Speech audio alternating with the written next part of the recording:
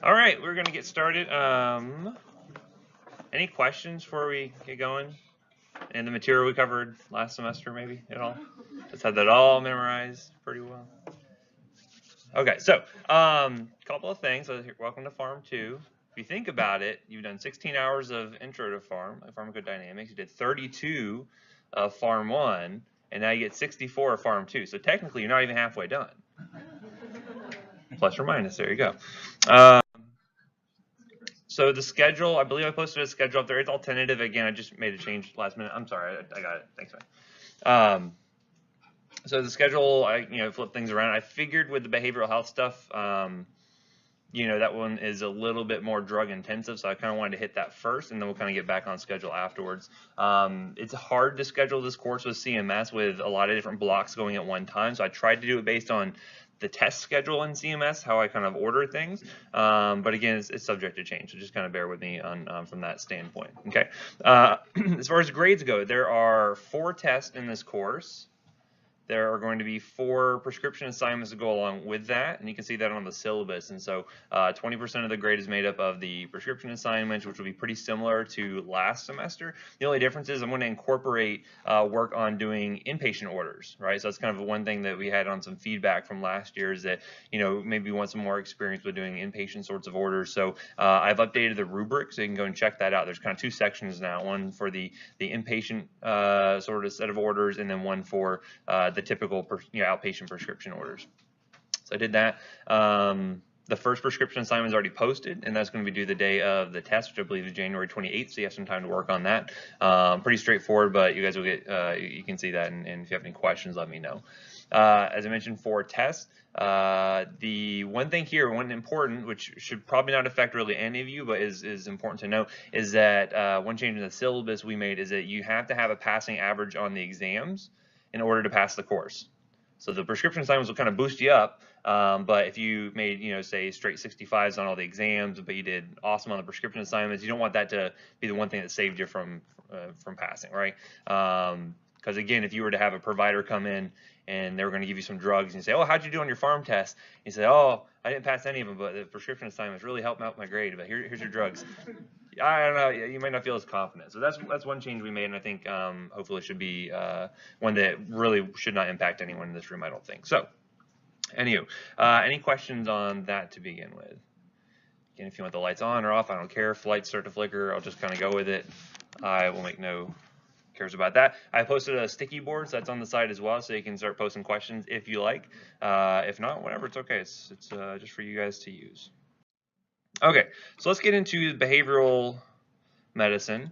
If you look carefully, there's little hints as to which drugs all of your professors are on, because we all certainly need to be heavily medicated to work here. Anyway, so let's talk about major depressive disorder first. Again, we cover this a lot here. There's a lot of medications that go into this because it is so drug intensive. If I get my slide to go forward.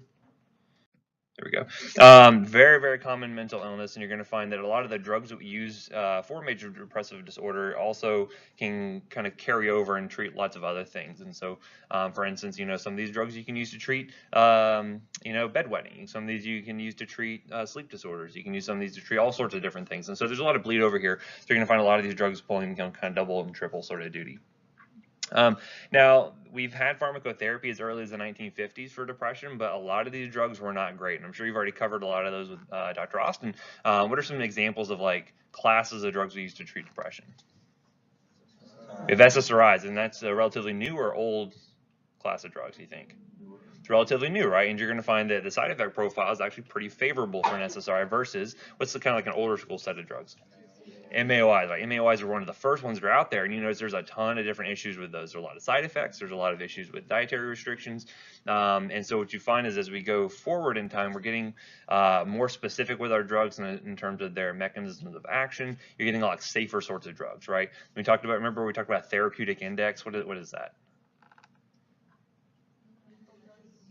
It's that ratio between what a safe dose is versus a toxic or maybe even a lethal dose is. And so I will tell you that from a toxicologist standpoint, one of the big things you'll find with a lot of antidepressants, they all carry a black box warning. And we know what that black box warning is. suicide ideation, right? So it seems counterintuitive, and we'll talk about why that is in a little bit. But again, you're giving all these depressed people drugs that make them want to kill themselves, and guess where they end up? In the ER, and that's where I get a lot of experience with them. And so you'll find that, if you have someone who overdoses on a TCA, much different than someone who overdoses on an SSRI, and just in terms of a safety profile. So we can talk about that briefly here. But anywho, again, you're going to find that a lot of these therapies need to be focusing on not only the depression aspect of it, but also the anxiety. And a lot of times those play, those kind of go hand in hand. Some may be more predominant, others, and sometimes anxiety is a little bit more predominant than the depression. But our therapy is going to be able to work for both of these here.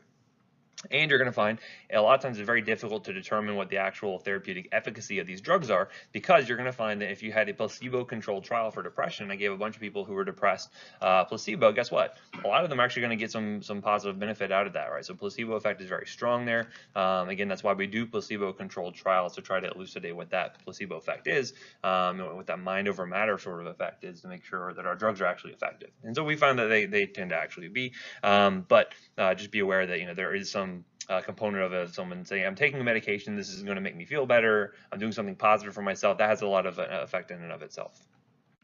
Anyway, other reasons why you may have depression pop up here, other medical etiologies. You can have things like hypothyroidism, Parkinson's disease. These are all things you're going to be ruling out when you're evaluating these patients here. But also there's a lot of medications that can do this as well. And if you remember back when we talked about dermatology, we mentioned isotretinoin. What's the brand name for that? Yeah, Accutane, right? Accutane, one of the big things you saw there is you had to monitor those patients for changes in mood, risk for suicidal ideation, things like that you had to watch out for. A lot of anticonvulsants, which we're going to talk about in the neurology section here a little bit later. Even a lot of cardiovascular drugs. You're going to find a lot of things like beta blockers and clonidine tend to have sort of a depressive sort of effect on the CNS, which can kind of masquerade as depression there, or can sometimes uncover depression in some of these patients.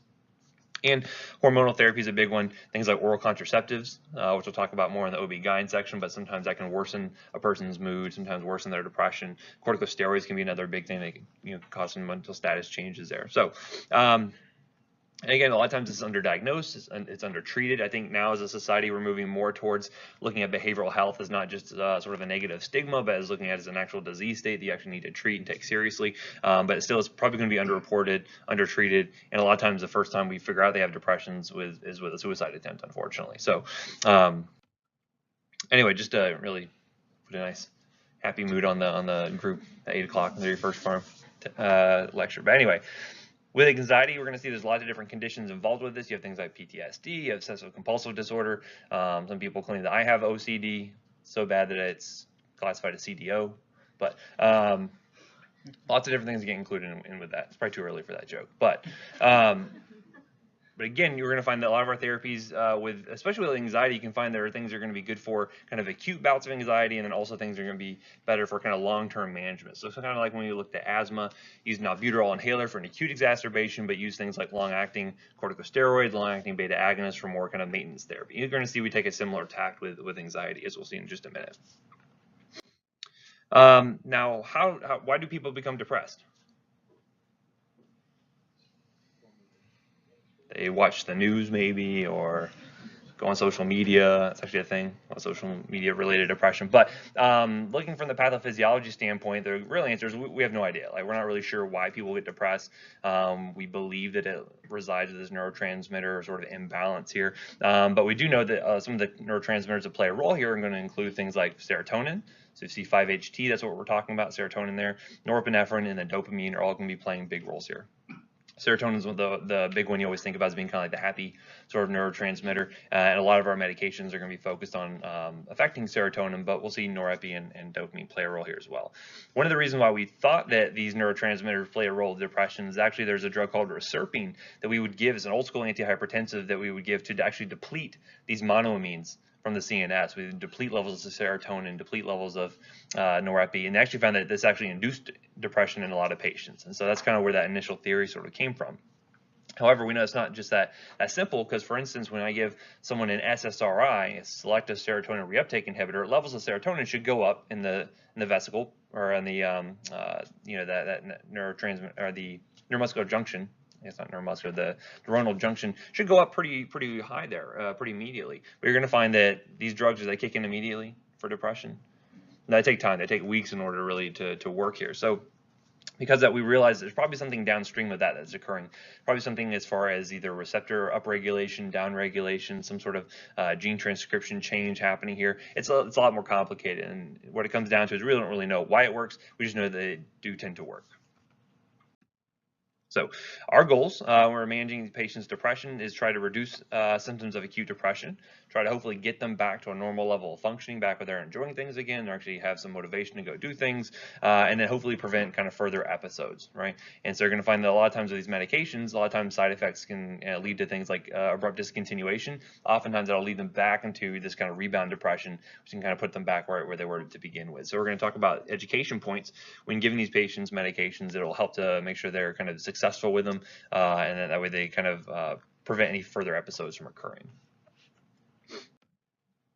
All right, so 3 sort of phases of treatment here. You have sort of the acute phase here. Hopefully this is the first 6 to 12 weeks or so. We're going to kind of get their symptoms back into remission, kind of get them back to somewhat of a baseline here. And then typically there's sort of a continuation phase where we're trying to kind of hone in on any kind of residual symptoms we can try to eliminate. And then finally the maintenance phase, kind of the long-term one, is hopefully to prevent recurrence. And is this going to be a lifetime sort of therapy that these patients are going to be on? Not necessarily, right? In some cases, absolutely could be, but not always. So some patients are going to be able to sort of grow out of it, so to speak. Some patients are going to have, resolution of the other things that were kind of inducing that depression. It just depends, but some patients may be on this life long term. Especially if they have kind of recurrent episodes, right? So if you have a new onset depression, you treat them for say, a year, you say, okay, let's try taking you off of it, see how you do, and they go right back into it. Those recurrent episodes kind of lead you to think this may be more of sort of a lifelong sort of therapy there. And this is where adherence and patient education is going to be super, super critical, right? So for instance, if you're really, amotivational and you feel really depressed, and I give you a drug, and I say, hey, here, take this for say 6 weeks. And for the first couple weeks, you're not going to feel any better. In fact, you actually may feel worse from the side effects the drugs are going to cause, but just stick with it. How likely do you think the patient is going to be compliant? It depends, right? And so compliance is a very difficult thing to deal with, especially when it takes, it's sort of a delayed gratification sort of thing. It takes time for them to really get the effects of the drug. And so that's where education is going to be super critical, try to make sure that compliance is going to be good, especially when you look at a lot of the withdrawal effects from some of these medications, which we'll mention just a little bit. All right, so looking at non-pharmacologic therapy, this is super, super important to use along with pharmacologic therapy. It'd be nice if I could just give someone a pill and they're done and their depression's fixed, but it's not always that simple. So, we do find that there's some synergistic effects if you combine things like cognitive behavioral therapy along with pharmacotherapy. It tends to be more effective. There's even things, and this is shocking, but we still use electroconvulsive therapy every once in a while. Yeah, okay. Even other things that people have tried. So, for instance, there's something called repetitive transcranial magnetic stimulation, where they actually use magnetic waves that are basically shot through the brain. It has some effect on things like bipolar disorder and depression. So there's lots of different things out there, but it's good to always try combination therapy because you tend to get a little bit more synergy than just using one modality alone. So getting into the drugs, though, we're going to focus on that. So antidepressants. One of the big things here is we can't really have a good predictor of who's going to respond to which class of medications, right? So there's a lot of, I wish I could tell you this is the first line antidepressant you should put every single patient on. That doesn't work that way, unfortunately. You're going to find that some patients are going to respond better to an SSRI, some are going to be better with an SNRI, some are better with something like Bupropion. Also going to depend on a lot of individual patient factors, and also 30 to 40% of patients are just going to respond to placebo anyway, right? So it's one of those things where it's hard to tell, is it actually the drug making them feel better, or is it the fact that they're doing something positive for their depression that's making them feel better? Hard to say. However, in order to try to hone in on what is the best medication to start for that patient, you want to focus on a lot of their history, right? So looking at things like the history of response. Have they tried things before that has, maybe worked well for them or maybe not worked so well for them? So for instance, there's nothing more frustrating as a patient than when you go in and, the prescriber says, hey, I'm going to give you this drug. And you're like, I've already tried that. It didn't work for me. And they're like, well, let's go try it again. That's very frustrating. So you want to take that into account and be like, okay, well, why didn't that work for you? What were the things that made it not work for you? Was it the side effects? Was it the cost? What was it? Looking at other concurrent medical illnesses, it's important here, especially with things like hypertension, diabetes, other mental health disorders like bipolar disorder. These are other things you want to focus in on. What are their presenting symptoms? Is it more anxiety sort of an issue that they're presenting with rather than just depression? That may be managed a little differently, as we'll see. Cost is going to be a big thing here. A lot of these old school drugs tend to be pretty cheap. However, they tend to have more side effects associated with them. So nowadays, a lot of the SSRIs have now gone generic, so those are a little bit more available, a little bit cheaper, but cost is always something you want to consider. And then drug-drug interactions is going to be a huge thing here, right? So not only can some of these drugs affect other medications the patient might be on, but some of the other medications will be affecting them as well. So we'll look at things like CYP drug interactions. You guys remember CYP, right? Hopefully no one's blocked that out completely. Okay, we're going to focus on those again. Also look at things like not just drug-drug interactions, but what other sort of interactions might you think about? Yeah, drug-food interactions, right? So that's going to be really important for what class? MAOIs. What else? We got drug-drug, we got drug-food. Think about drug-herbal interactions, right? So again, if patients are taking things that are either over the counter or they're taking things they can get from the GNC in order to help their depression, guess what? There could be some significant interactions that happen there as well. We'll talk about all those as we go forward. Anyone know what herbal supplement I'm talking about? St. John's wort is a big one, right? So we'll mention that. And then also look at the adverse reaction profile. Sometimes we can use these adverse reactions actually to our benefit. So look at a few examples of that. And then patient preference is going to be a big thing, right? So again, what is their preference? Take that into account, because again, if they're not really buying into the therapy, they're not going to be adherent to it, and then they're going to come back and you're going to say, oh, how have you been taking the medication? Have you been compliant? And what are they going to say? Yep, I've been taking it the whole time, right? Because again, you don't want to disappoint your provider, right? You don't want to get that kind of that shame that comes along with that. Even though you wouldn't shame your patients, but they have that kind of that subconscious sort of thing there. So, patient adherence is really important. Figure out what's going to be important for them to help them stay adherent to it. Okay, so how we classify our antidepressants, a lot of it goes back to either their mechanism of action is how you'll classify them, or based off of their chemical structure. So when you see something like a tricyclic antidepressant, that's based off of the structure, versus an SSRI, selective serotonin reuptake inhibitor, that's based off the mechanism. So again, it's just kind of the common nomenclature we're going to go with. The presumed mechanism of action does not mean that that's necessarily the reason why it's effective for depression or anxiety, as we'll see, but it helps us to understand a lot of the adverse effects. Right, so again, I can't say by blocking serotonin reuptake that's why it fixes depression. That's not it. We know that there's a lot of other things that have to take place. That's why it takes 4 to 6 weeks for these drugs to kick in. However, I can definitely predict what side effects a patient's going to get based on that increased level of serotonin, or if I'm dealing with the SNRI, which is the selective serotonin norepinephrine reuptake inhibitor. These are things I can kind of predict based off the mechanism, as we'll see. Okay, so as I mentioned, 2 to 6 weeks of therapy to make sure you're getting kind of full therapeutic effects. Let them know that, hey, you're not really going to be feeling all that much better just with giving this medication right off the bat, right? It's not like, an antibiotic 2 or 3 days later you're starting to feel better. This is going to take time, take several weeks. However, you may see adverse effects can pop up within hours to days, right? So again, especially if you're taking something like a TCA, you're going to see those anticholinergic side effects very early versus the actual antidepressant effects are going to take a lot longer. So be aware of that. That's the reason why we have such a high failure rate with a lot of these therapies here. Some people may just be intrinsically resistant to pharmacotherapy. That could be a pharmacogenetic sort of difference there that we're not fully aware of just yet. Could be due to inadequate drug dosage or duration. Maybe they stopped early, or maybe they're not taking the right dose for them. And then non-compliance, as we mentioned, is a big thing, right? So either due to the adverse effects here, maybe delay in therapy, adherence is going to be playing a big role. As I mentioned, placebo has about a 30 to 40% efficacy. A lot of patients with depression may just go into remission just on their own after 6 to 12 weeks or so. However, a lot of them do end up having recurrence. So these drugs may be useful in helping to make sure they don't have those recurrent episodes sort of down the road there. And what you're going to find between the different classes of antidepressants is that we don't really have a good any studies that tell us, TCA is way better for this type of depression, or SSRI is way better for this type of depression. As far as we know, they tend to work all pretty well similarly. And again, everyone's going to react a little bit differently to these. However, the adverse effect profile is very, very different from these. As I mentioned, a TCA the therapeutic index for a TCA much lower, much more dangerous than something like an SSRI, right? So again, this is important though, because again, we talk about things like, not only the side effects at therapeutic doses, but also the adverse effects you see in overdoses, right? So again, if I had someone who came into the ER, I had 2 patients, one overdose on SSRI versus one overdose on a TCA, I'm gonna be much more worried about that patient with a TCA overdose. If you talk about your sphincter tone, level that's an 11, the TCA, SSRI is like maybe a 2 or 3, right? Not too worried about that one, which is great because it is a lot safer for those patients and when they accidentally do overdose or intentionally overdose on those drugs, right?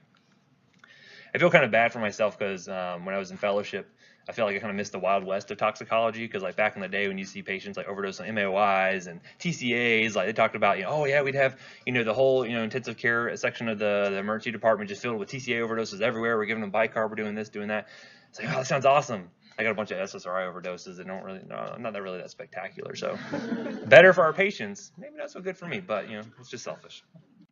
Anywho, looking at our major categories here of antidepressants, you're going to find that, again, we're starting kind of with the oldest agents here up at the top. They tend to have a lot more side effects associated with them. Not very good from a safety profile, not very good from an adherence profile. As you go newer, you're going to find they tend to be more selective.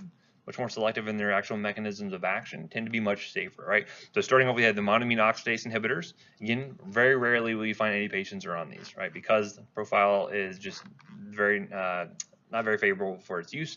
We don't really use them a ton. Tricyclic antidepressants. These are going to be working by inhibiting reuptake of 5-HT and norepinephrine. Those tend to be used a little bit more frequently. Maybe not so much for depression anymore, but you see them used for a lot of other things, a lot of other conditions like sleep, other conditions like things like bedwetting, and other things like that. So you may still see some TCAs used here and there. Moving up, next we have kind of the workhorse class of antidepressants nowadays are going to be the SSRIs. These are kind of your bread and butter. These are probably going to be your first line of therapy for most patients you're going to go with. They're working specifically just to block the reuptake of 5-HT. We'll get into more detail on the mechanism in a few minutes here, but these are going to be kind of your main go-to sorts of drugs. Then moving up from there, we have our selective serotonin norepinephrine reuptake inhibitors, your SNRIs, and that's going to be inhibiting both serotonin and norepinephrine reuptake. Anyone know what drug falls into that SNRI category? Cymbalta or duloxetine is a common one. We'll look at some other examples as well, right? So it's good to have an idea. You see a patient coming in on one of these antidepressant drugs, be able to recognize, oh wait, that's an SSRI. Oh wait, that's an SNRI. So that way you kind of know something about it already, as far as side effects, profile go, etc. Right? So how are these drugs working very specifically? So this is a pretty busy slide. We'll kind of walk you through it step by step here. So we have our two neurons are connecting here up in the CNS. We have our presynaptic neuron and our postsynaptic neuron here. Notice we're going to have several different types of receptors here. We're going to focus mainly on serotonin to begin with, right? Because again, that's where most of our drugs are going to be useful for depression. Let's focus on that. So we're going to focus on this bottom one here. So we have 5-HT or serotonin. Anyone know what 5-HT stands for? 5-hydroxytryptamine. That's where that name actually comes from, the 5-HT. So when you see that, it just stands for serotonin. So serotonin gets released out of one of these vesicles here into the synaptic cleft here, and they can interact with a serotonin receptor. Anyone know what type of receptor that is? Just have to look. Remember we talked about the G protein coupled receptors, that 7 transmembrane sort of thing. If you see one that looks like that, it's just a G protein linked receptor. It's not really important for our purposes, just so kind of give you some context here. But anyway, so that 5-HT goes and it can interact with the receptor, and then it has whatever downstream effects it has in that postsynaptic neuron. Now, what happens to that 5-HT? Once it interacts with the receptor and it dissociates, what happens to it? Does it just kind of just sit there forever? Does it get degraded?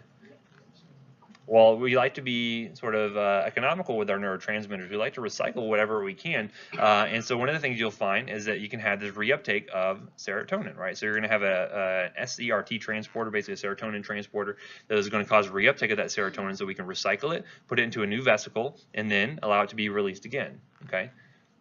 That's where we're going to find our SSRIs are going to be mainly having their effect. They're blocking that reuptake of serotonin. So if I block that reuptake, if I were to block this, then what happens to my serotonin levels out here in the synaptic cleft? It's going to go up pretty precipitously, right? So we're going to find increased levels of serotonin because I blocked that reuptake, okay? Good. So now let's look at a few other things here. Now, what else could happen to that serotonin? Is it just an infinite molecule, just sticks around forever? Well, it has to get metabolized at some point, right? So you're going to find that things like monoamine oxidase are going to be playing a role to cause breakdown of the serotonin. Well, what would happen if I blocked the activity of monoamine oxidase? Serotonin levels would go up because I'm blocking the degradation of serotonin. By blocking that enzyme, monoamine oxidase, you're going to find that your levels of serotonin are actually going to go up in those cases there, right? So two different ways to get serotonin levels to increase, either blocking the reuptake of it or by blocking the degradation of it. Both of those things can work to increase those levels. And then I have more serotonin out here in the cleft to interact with these receptors here, okay? Those are two big ways you can affect your serotonin levels, okay? Now we can start to look at things like norepinephrine, right? So let's switch over to look at our norepinephrine. Here you're going to find that norepinephrine typically is going to be interacting with adrenergic receptors, right? So we're very familiar with those things like alpha-1, alpha-2, beta receptors. So you see the beta adrenergic receptor here, you see the alpha-1 receptor here. Now again, normally it gets released from this vesicle here, can interact with these receptors. We also have reuptake transporters for norepinephrine. So here's a norepinephrine reuptake transporter that gets reuptaken into here. The same thing happens to a serotonin, right? So I can give a SNRI that would block reuptake. Levels are going to go up. I can also block the effect of monoamine oxidase, and guess what? Levels are also going to go up in norepinephrine.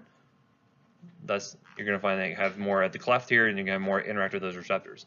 And in fact, what's a big side effect you can see with something like a monoamine oxidase inhibitor? You see serotonin syndrome, so that would be due to decreased breakdown of serotonin, but what else could happen as a result of too much norepinephrine? Cardiovascular issues such as hypertension, tachycardia, right? So that's one of the things you're going to see with that. If you have someone who has too much monoamine oxidase activity there, inhibiting activity there, you're going to find they have a lot of cardiovascular side effects from that because, again, you have more norepinephrine interacting with the alpha-1 receptors, which causes vasoconstriction, right? So that could lead to hypertension, and then with beta receptors, you would see things like tachycardia, right? Due to beta-1 activity in the heart, right? So again, these side effects are very predictable based off if you know what's going on with the neurotransmitters, okay? So again, that's why we're kind of walking you through and kind of laboring over all these different steps here. So, and you can see where these different medications are actually going to be working at. So for instance, the TCAs, you're going to find these are typically not very specific for either interact with norepinephrine or serotonin. They kind of work on both. SNRIs, again, also work on both. And then the SSRIs, though, are very specific and only really work on blocking the reuptake of serotonin, okay? Everyone with me so far? Notice monoamine oxidase inhibitors were also not very specific because they'll affect both monoamine norepinephrine and serotonin there. Anyone know what other neurotransmitter may be affected? Dopamine is going to be another big one, right? And this will be important when we get into neurology and we talk about Parkinson's, because again, what is the issue with Parkinson's? Not enough dopamine, right? So again, we're going to find monoamine oxidase inhibitors that actually play a role in therapy for Parkinson's as well, because they can increase levels of dopamine. Okay, so kind of keep that in the back of your mind. So anyway, so does that all make sense so far? So again, this is, I know we'll go over it when we get to the individual drug classes again, how they're working, but again, kind of focus back on this this slide here, and it'll give you a good kind of visual representation of what's really going on when dealing with this. So we're going to talk about some other drugs as well. We'll talk about things like lithium, and we know what you use lithium for. You know, bipolar disorder. We started putting it into the water supply out there, so you guys should feel sort of a nice mood stabilizing effect. Hopefully it'll help out with you know, grades and overall morale. I think it should help. But again, just think about other things too. Like think about, remember this alpha-2 receptor. What does this thing do? Anyone know any drugs that interact with alpha-2? Maybe an antihypertensive? Remember clonidine? Remember clonidine? We talked about guanfacine. Remember those interact with alpha-2 receptors. Remember this is one of those autoreceptors where if I activate this, I actually shut down. That's why there's that red line here. I shut down release of things like serotonin and norepinephrine. Why could that be clinically important? If I give clonidine, I'm shutting down release of those neurotransmitters. That could lead to worsen depression, right? And now we're starting to see, okay, well, why do, you know, antihypertensives lead to depression? Well, here's a good example right there, right? The alpha-2 interactions you can see with clonidine, you can see with guanfacine, right? Guanfacine is actually a big drug we're going to talk about and use for ADHD, right? We'll talk about that a little bit later on, but again, you're starting to see how these different neurotransmitters and different drugs can kind of interact with the system to try to get the desired effects you're really looking for, okay? So, an important slide, kind of refer back to this and you get a good idea of how these different drugs are actually working. Okay, so again, in general, the mechanisms of action of these drugs should either be working to increase activity of norepinephrine or serotonin. Again, with SSRIs, it's going to be very specific for serotonin. The other classes generally going to be kind of both is working on there. The full mechanism we're not really sure of. We think there are probably some downstream effects because again, it takes weeks for these drugs to kick in. It's probably something to do with things like, you know, change in gene transcription, change in protein production. Who knows what's going on? Receptor upregulation, downregulation. There's something downstream going on. We just don't know what it is yet. But we do know that these drugs are effective, at least in the studies that we've used them in. Okay, so going into the specific classes here, first one we're going to have are monoamine oxidase inhibitors. Now, again, as I mentioned, I'm only going to mention this mainly for sort of the historic context and just kind of noting the unique side effect profile seen with it and the kind of the unique interactions with it. But again, we don't use these too frequently. Okay. Now we may use a few of them for things like Parkinson's disease, but for depression, these have kind of gone by the wayside for the most part. You may still see it used occasionally. Maybe someone who's been on it for like, you know, say 20, 30 years, and their doc has just never decided to take them off of it. Who knows? If it works for them, great. But there's a lot of problems with these drugs, which is why we'll see we don't use them too often. However, actually the first agent we had here was one called iproniazid. It's actually an anti-tuberculosis drug that we had here. When they realized they were giving these patients iproniazid, they actually found they actually had this elevated mood. They didn't really care so much had tuberculosis anymore. They're like, oh, I feel all right about it. They kind of used that as a jumping off point. They kind of looked for more drugs that kind of worked with similarly to that, and that led to development of things like phenelzine, isocarboxazine, and tranylcypromine, right? So these kind of are our first monoamine oxidase inhibitors used for depression there. Now these, this is an important point here, they're irreversible inhibitors of monoamine oxidase A and B. So we see one, this is an irreversible inhibitor, which what does that mean for the duration of action of the drug? It's long, right? Remember we talked about aspirin having a long-term effect on platelets because it's an irreversible inhibitor. Same thing goes here. It's an irreversible inhibitor of monoamine oxidase A and B. This also points out that there's two different isoenzymes of monoamine oxidase. There's an A and a B form. This will be important when we talk about, say, for instance, Parkinson's. We talk about a monoamine oxidase B inhibitor specific for that enzyme, but this is going to be a non-specific inhibitor, right? So they're affecting both of these equally, which means you're going to be affecting metabolism of serotonin, you're going to be affecting metabolism of norepinephrine and dopamine. Levels should go up, right? Because I'm blocking the activity of the monoamine oxidase enzyme, okay? This also means it can affect exogenous monoamines, right? So tyramine is a big one, right? Have you guys heard of the tyramine reaction? What is that? Well, tyramine is a precursor to a lot of these catecholamines. It's a precursor to norepinephrine, it's a precursor to dopamine, it's a precursor to serotonin. So when you have a lot of exogenous sources coming in, say from the diet, say I were to ingest a bunch of tyramine, and then I have something blocking the breakdown of serotonin and norepinephrine, what happens to those levels?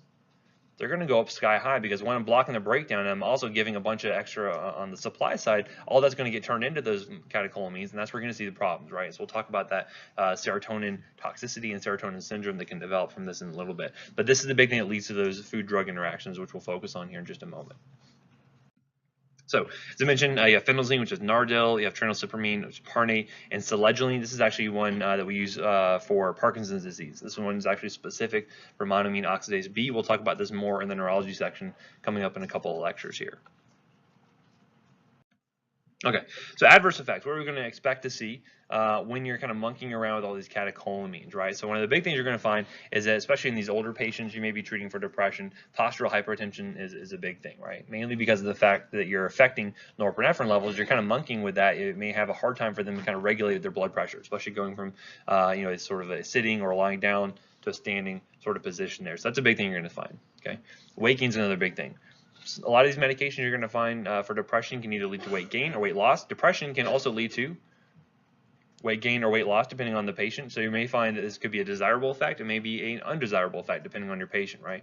So especially SSRIs, you'll find some patients that'll just eat everything out of their house and home when they're on it. Some people actually lose a decent amount of weight when they're on SSRI. It just really depends on the patient there.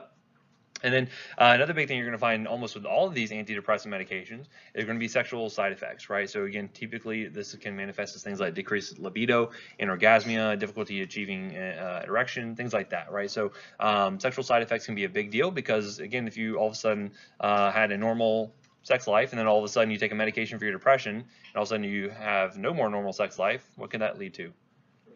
Worse than depression, right? So it's one of those things where it's like, well, yeah, I feel a little bit better, my mood's a little bit better, but I can't have sex with my girlfriend or my boyfriend or whatever. That may lead to discontinuation, right? So it's an important thing to take into account. We'll talk about one drug specifically that has the least incidence of sexual side effects, and that's going to be an important point to remember for some of your patients. Other things, you can have this hypertensive crisis, and this makes sense based off the fact that if you're blocking degradation of norepinephrine, those levels are going to climb up pretty sky high there. This can lead to things like nausea, vomiting, headache, kind of those classic signs of severe hypertension, stiff neck, diaphoresis. This is mainly going to be seen when you have patients who are ingesting a lot of tyramine-containing foods, right? Or medications that may have hypertensive sort of effects there, okay? And again, we've already talked about a drug with a monoamine oxidase inhibiting activity before. It's an anti-infective drug. Anyone know which drug that was? Remember linezolid or Zyvox? We talked about that. We talked about how that can lead to serotonin syndrome. This is kind of a similar thing here because that drug actually blocks monoamine oxidase itself. Remember what you use that drug for? Yeah, resistant MRSA, right? So if you had a vancomycin-resistant MRSA, that would be a good drug to use that for. But anyway, that actually has some monoamine oxidase inhibiting activity as well. But Problem with this, severe hypertension, especially if the patient's hypertensive to begin with, can lead to things like cerebrovascular accidents and death. So you gotta be really careful with that. They may think, okay, well, if I just take my patient off of the drug, they should be good to go. They don't have to worry about the hypertensive issue before. But what do we say about the duration of action of the monoamine oxidase inhibitors? They're irreversible, making them much longer. So you can find you sometimes have to have a 2-week washout period before you really kind of get the patient back down to baseline. So you can have a patient who comes in with a hypertensive crisis. They were taking, say, phenelzine. Previously they say, oh, I quit that, a week ago. Well, that drug is still having its effect. It's still affecting that monoamine oxidase enzymes. That can still lead to drug interactions, right? Drug-food interactions, drug-drug interactions. So something you have to be careful with. Again, how would we manage that? Well, just give them antihypertensives, okay? So if the issue is that they're hypertensive from all this norepinephrine and whatnot, we'll give them something to deal with that. So I could give them clonidine. Clonidine would actually be a really good drug to help to decrease levels of norepinephrine, right, by working on those autoreceptors. Give them beta blockers. Give them, what would be a good vasodilator I can give them to get their blood pressure down? Nifedipine, yeah, so calcium channel blocker could be a good agent there. Use something like nitroprusside. I mean, there's lots of different options that are out there. So just be aware how you would manage this, right? So again, give antihypertensives to fix the hypertension, basically. It's just as simple as that. So which foods are going to be affecting this? So I talk about these as kind of being like the bougie sort of foods, right? So like your highfalutin, high class sort of patients here might be the ones that get more affected by this. So you see things like aged cheeses, I see things like wine, certain forms of beer here, aged and processed meats, right? So a lot of like aged sausages and things like that. Anything with MSG can affect this. Fava beans is actually another big one. Has a lot of tyramine containing in it. So anyone know which fictional serial killer would not want to eat any of this stuff while taking a monoamine oxidase inhibitor? Hannibal Lecter, right? You talked about fava beans and a nice Chianti. No? Anyone? Silence of the Lambs? Okay, it's beyond your time. But very good movie. You should go check it out. Anyway, soy sauce, sauerkraut, licorice, any of these things have a high amount of tyramine. So because of that, it was kind of like, whenever you went out to eat, like it was going to be kind of a landmine. You wouldn't really know what you're going to get yourself into. So because of that, they had to be very cognizant of what they were eating. Again, this is a big reason why I kind of moved away from using these drugs because, again, even if they had stopped the drug a week ago, they could still have these issues here, right? These tyramine reactions that could happen there. So you got to be careful with that. Other medications that could affect this, right? So amphetamines. What patients might be taking amphetamines? ADHD, right? So I guess the main set of drugs we're going to be using for that, right? Of course, it doesn't have to be legitimate use of amphetamines. It could be illegitimate use as well, right? There could be illicit drug uses going on here. Go along with that, cocaine could be another thing that would interact with this, leading to severe hypertension, possibly stroke and death. Seen with this, certain asthma medications like, beta-2 agonists could be affecting this, right? Decongestants like pseudoephedrine. So all these different things could be playing a big role here. Why do you think other antidepressants would be leading to this as well? Some increasing levels of serotonin and norepinephrine as well, right? So again, what if you had a patient who was taking, say, taking Nardil, and they were taking it, and they say, okay, this drug isn't really working for me. They stop it, and then they start taking, say, an SSRI. You got to be careful with that, right? Because again, we mentioned that washout period, that 2 weeks you have to wait before you really start to see the MAOI starting to not work anymore. So again, being aware of how to titrate these drugs down while starting up on another drug is really important because you could lead to severe interactions here, right? Again, you don't want them to have go back into a bout of depression, but you want to make sure they don't have a hypertensive crisis from titrating their drugs incorrectly. Okay, so again, it's kind of a double-edged sword there. All right, so moving on. So TCAs are kind of the next group of drugs we saw with this. So these are actually derived from the phenothiazines, right? So otherwise known generally as antipsychotics, right? And we'll talk about these a little bit later on in this section here. But the phenothiazines are kind of a wide group of medications. We've already talked about a few phenothiazines already. If you remember back to talking about antihistamines, we talked about a drug called promethazine. You guys remember that drug? Promethazine was an antihistamine, it was an anticholinergic. That actually shares a lot of properties with a lot of these other phenothiazines, these other TCAs. And again, you're going to find there's some drug interactions that can come about from that. So Fender going to mention very sedating. Remember I talked about how I fell asleep for for 18 hours or something. I took a dose of promethazine. Same thing can happen with these drugs as well. So we're going to see sedation plays a big role here because of their anticholinergic activity, as we'll see. Anyway, so these are going to be very non-specific drugs. They affect a ton of different types of receptors, which is why they tend to be so dangerous, especially in overdose, right? We talked about therapeutic indices, and this has a pretty low one. And monoamine oxidase inhibitors, definitely very low therapeutic index. This as well, this group here. So they're affecting serotonin, norepinephrine reuptake transporters, right? So they're going to be increasing levels of both. And they typically were first-line agents back before we had the SSRI, so they've largely been supplanted, but you still see these used pretty frequently here. Especially, I would see these used a lot for sleep, especially by mid-level practitioners. So, for instance, back in the day, before you guys could, at least in the state of Florida, before you could write for controlled substances, there really wasn't a lot of options to give your patients for sleep that was not a controlled substance, as we'll talk about later on in the neurology section. And so a lot of times they would use things like tricyclic antidepressants as a go-to sleep agent because it was still stronger than probably something you can get over the counter, but it wasn't a controlled substance. So it kind of led that middle ground there where it was still pretty effective for freaking patients off to sleep. So sometimes you'll see some other uses for these drugs here. But generally, for depression, these drugs are not going to be first line. These are maybe second, third line potentially. Okay. And also, we're going to find that these can also be used for some pain conditions as well. So what type of pain do you think something like a TCA could be useful for? So if you don't know, we're going to talk about this later when we get to like the ortho/pain management sort of section here. But again, you know, there's different types of pain, right? So again, there's things like somatic pain. There's also neuropathic pain, right? And so we're going to find that neuropathic pain tends to respond pretty well when you increase levels of norepinephrine. So we're going to find that sometimes you'll see these being used for things like fibromyalgia. You see them being used for things like MS, any kind of neuropathic pain, diabetic neuropathies. These sort of drugs can be useful for that. Again, keep that in the back of your mind. We'll talk about that in a later section.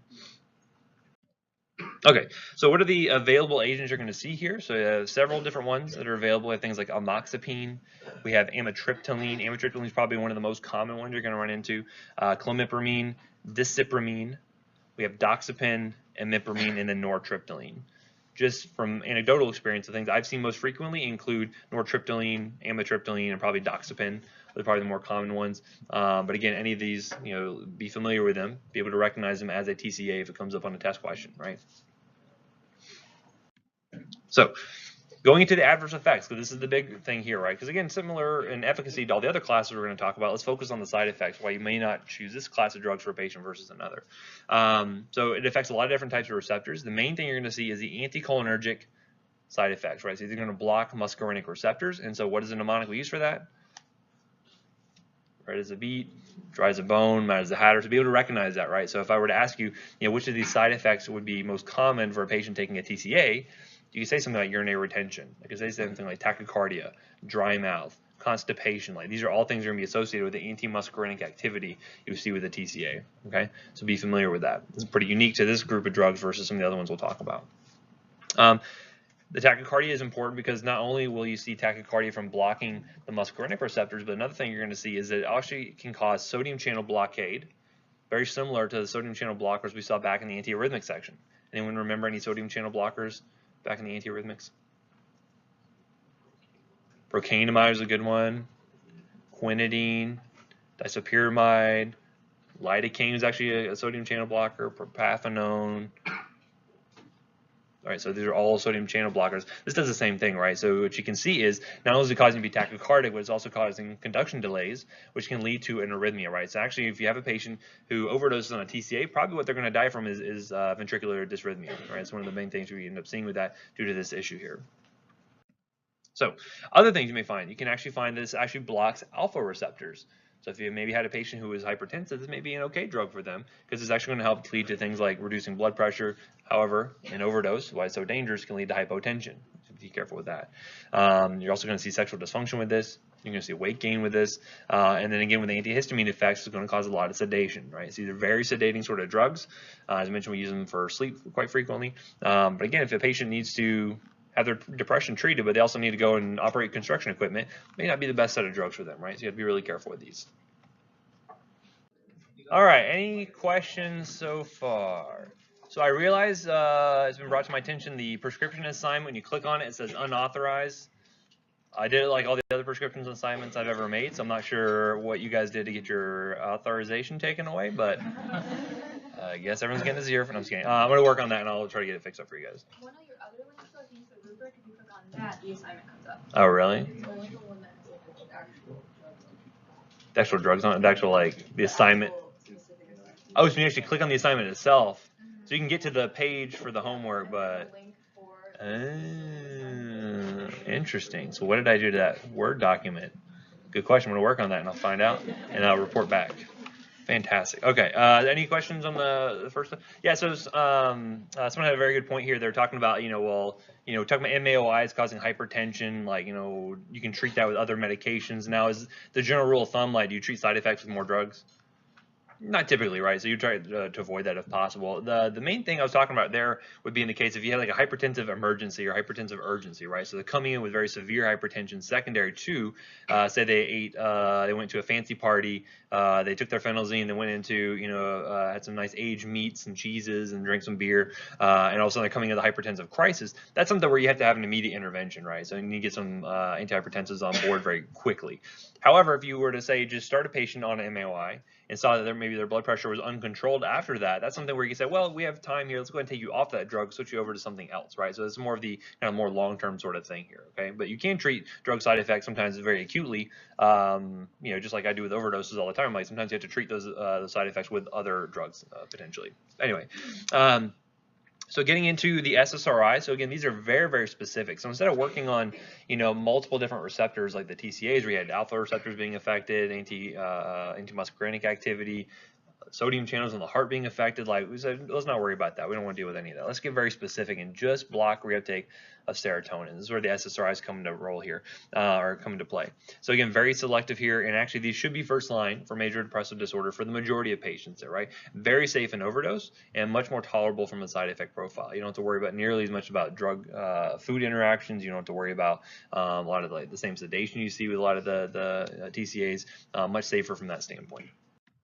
One other point I will like to make right now, just while I'm thinking about it, is I know Professor Austin has covered a lot of these drugs already. She may focus on a certain set of features of these drugs that I may not focus on quite as much, and vice versa. Again, for her test, focus on her stuff, right? For my test, focus on my stuff. If there's any discrepancy, certainly bring them up when you talk about it, because it could just be a matter of difference in perspective on how we've encountered these drugs or used them. But it doesn't mean that just because I didn't talk about it doesn't mean it doesn't exist, right? It just means that she may have wanted to focus more attention on a specific feature than I perhaps wanted to, right? Again, I'm focused on like what are the main things you need to know about these drugs as far as like what are the main side effects you're going to run into, like what are the main things that would maybe preclude use for a certain type of patient here. These are the things I like to kind of focus on most. Okay. Anyway, so getting into your SSRIs, so we have several that are available here. We have things like citalopram, we have escitalopram. What do you notice about those two drugs?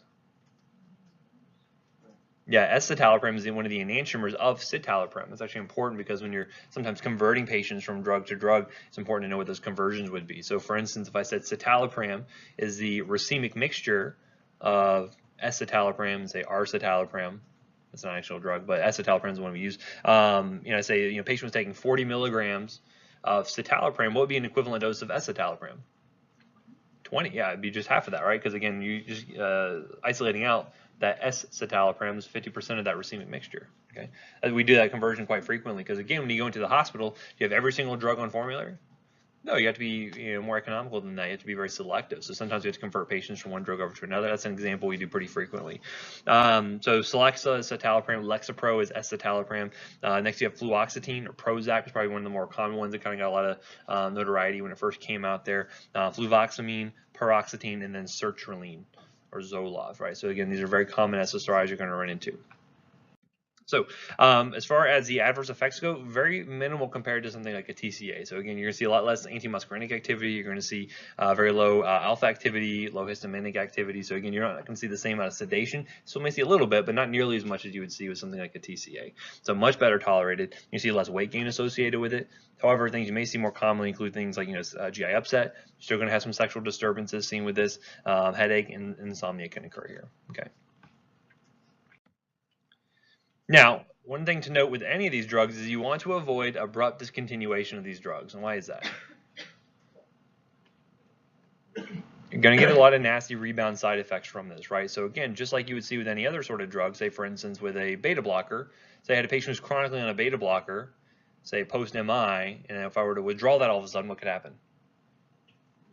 Rebound MI, right? Because again, remember we talked about things like downregulation or upregulation of receptors. Like the same thing happens here. You develop a physical tolerance to these drugs, and you withdraw them abruptly. Your body's going to kind of rebel against that, right? Because you're knocking it out of a homeostasis. So this is one of the things you're going to be careful of. And so discontinuation withdrawal phenomenon is very serious, and you want to make sure the patient's not going to experience this. Not only can it lead to rebound depression, episodes of depression, but also a lot of other kind of nasty side effects, which we'll mention here in just a second. And in fact, you can actually see this. There's been some case reports where if you had a mom who was on, say, sertraline all throughout pregnancy, and then the baby was born, and then all of a sudden, the baby was having like issues with like not regulating temperature very well, vitals kind of all over the place. What they were able to deduce was actually the baby was actually undergoing SSRI withdrawal, because it was not being exposed to it from the mom anymore, right? So again, these are definitely things you're going to see with these drugs. It's important to make sure if they're going to discontinue a drug, make sure they taper it, right? They want to make sure you taper over a decent period of time, not just abruptly discontinue. So have that conversation with your patients and say, hey,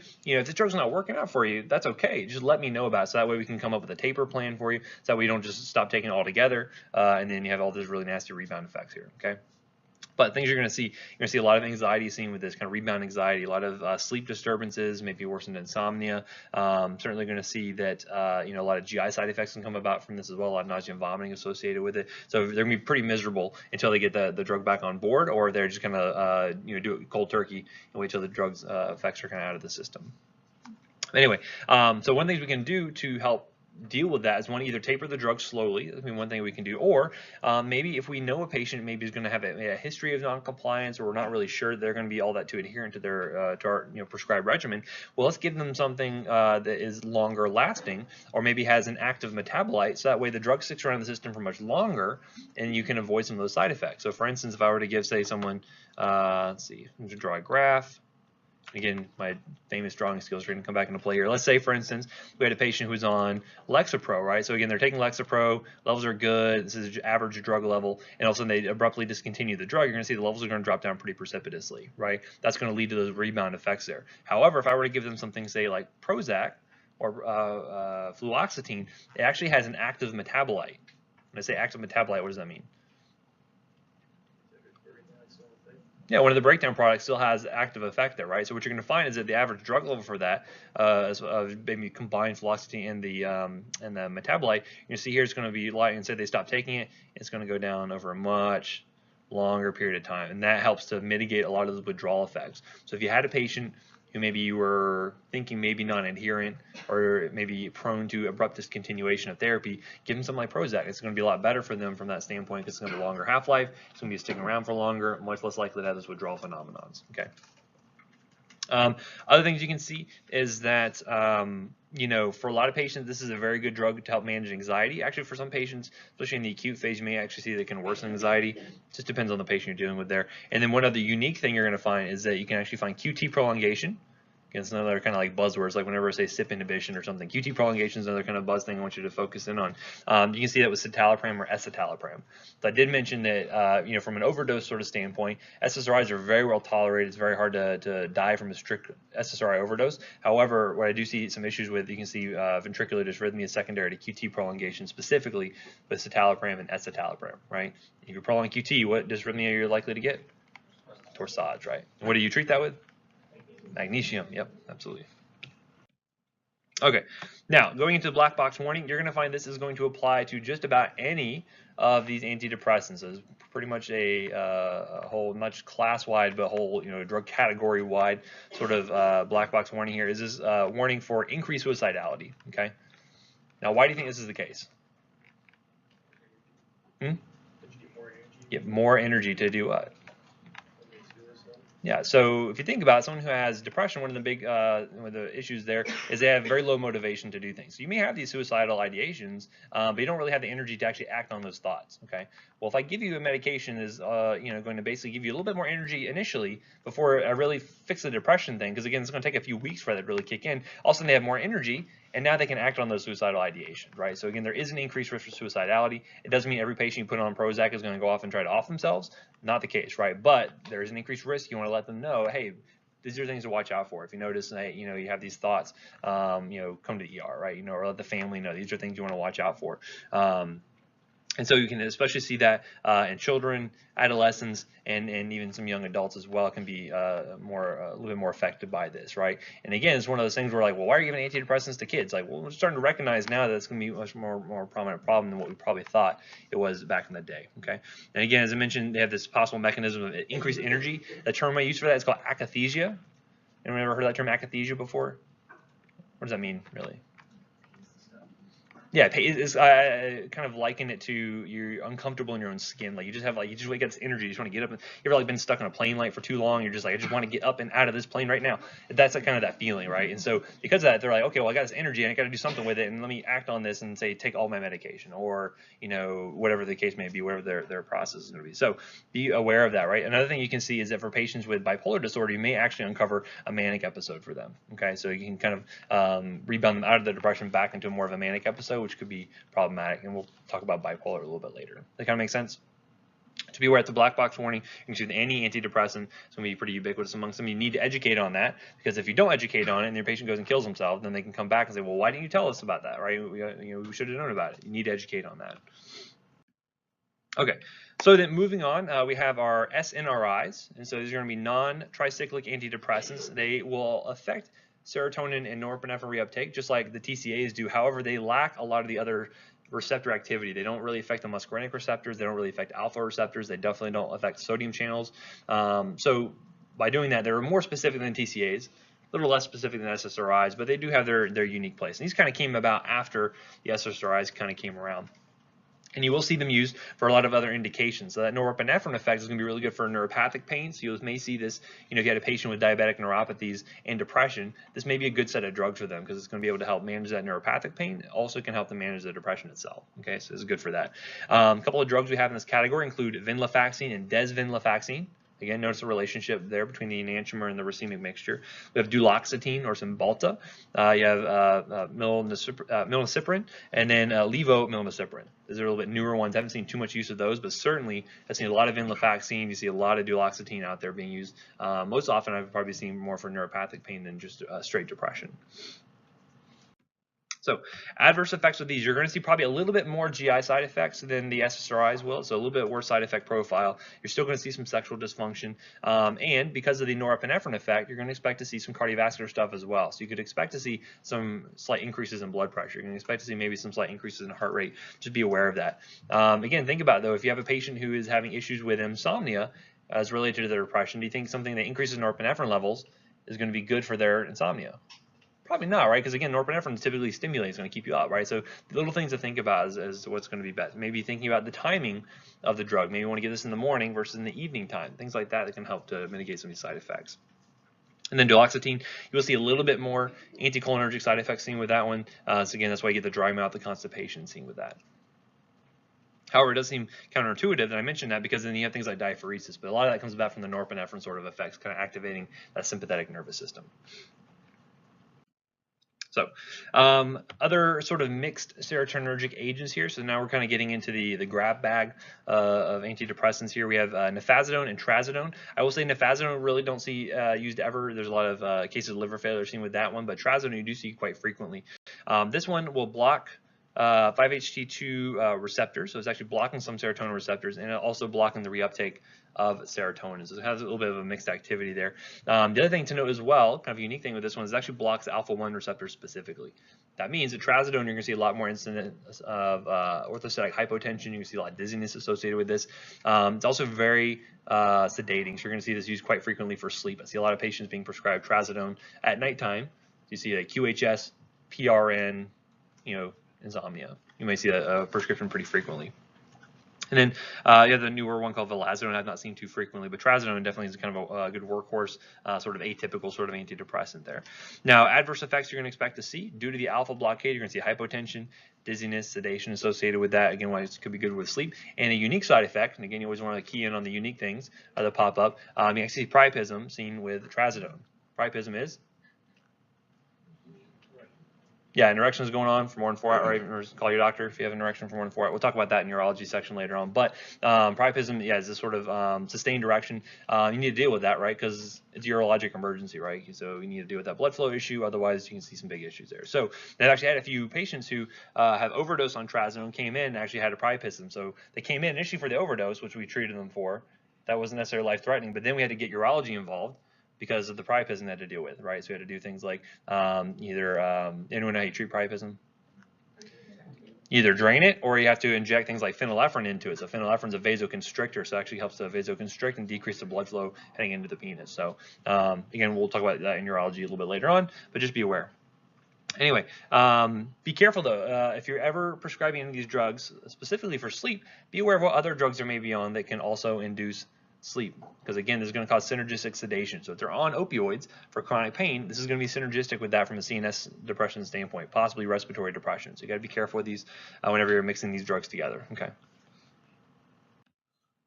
Okay, and then another one, bupropion. Anyone know where we've talked about this before? Smoking cessation. What was the brand name for it then? Do you remember?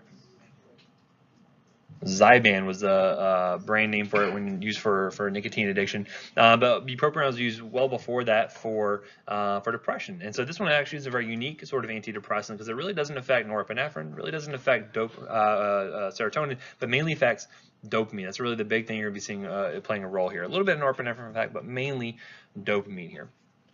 And so you're going to find that it can be used for several different things. So it helps to work with, dopamine in terms of nicotine addiction. Why do you think that may play a role there for addiction? Feel good. Remember the dopamine squirts? Talking about that as being the reward pathway. Helps to, when I have a cigarette, I think, man, that nicotine feels really good. That's a dopamine pathway going on, right? If I have a juicy hamburger, man, that's a really good hamburger. I want to have 40 more of those right now. Never just get the sack full from Crystal. They're just going to go disappear, and you'll know what happened, and you wake up with mustard down your face. And anyway, yeah, but so you're actually seeing bupropion being used for several different sorts of addiction disorders. So especially there's some newer drugs coming out with bupropion in it for actual like food addiction and things like that. So you may see this being used for other purposes, but it mainly due to that dopamine activity. You're helping to kind of reestablish normal dopamine pathways, help hopefully interrupt that sort of addictive sort of cycle there. But anyway, so bupropion, the main thing it's affecting is dopamine. Okay. So side effect profile is going to be a little different here. You're going to still find things like insomnia, dry mouth, nausea, vomiting. However, the one thing to note here as well is that this is more likely to cause things like seizures and arrhythmias, especially in overdose. But certainly even at normal therapeutic doses, you want to be careful with this one, especially patients with pre-existing epilepsy, that have pre-existing kind of heart conditions. This may aggravate that, so you want to be careful with that one. And then the one thing to note here as well is that it will have still some incidence of sexual dysfunction, but much, much less than any of the SSRIs. So if you had a patient who is experiencing sexual dysfunction, say on Lexapro, really wasn't working for them, they want to switch to something else, bupropion is a really good option to switch them over to, right? So Wellbutrin is a good drug for it from that standpoint. Okay, another sort of miscellaneous one is called mirtazapine. This one is actually working as an antagonist to the presynaptic alpha-2 receptors. We already said the alpha-2, when you activate those receptors, what does it do to norepinephrine release? We shut that down, right? We talked about clonidine causing decrease in blood pressure and heart rate because it's a sympatholytic. It works on alpha-2 receptors to decrease norepinephrine release. Well, this is kind of doing the same thing here, but it's working to increase levels of serotonin and norepinephrine by antagonizing that receptor. By blocking it, you're going to cause more release of those neurotransmitters. And also, it work to block some of these serotonin receptors as well. You're going to find, don't get too hung up on which specific serotonin receptors we're talking about here. Serotonin has a ton of different receptors. We'll talk about some when we get to GI. We'll talk about some in neuro. There, you want to be able to memorize those. Just know there's like 15 some odd different types of serotonin receptors. There's a lot of them out there. Anyway, this one's going to be notable here. We'll antagonize some histamine receptors, so you expect some more sedation seen with this one. We'll see some weight gain, dry mouth, constipation, that sort of thing.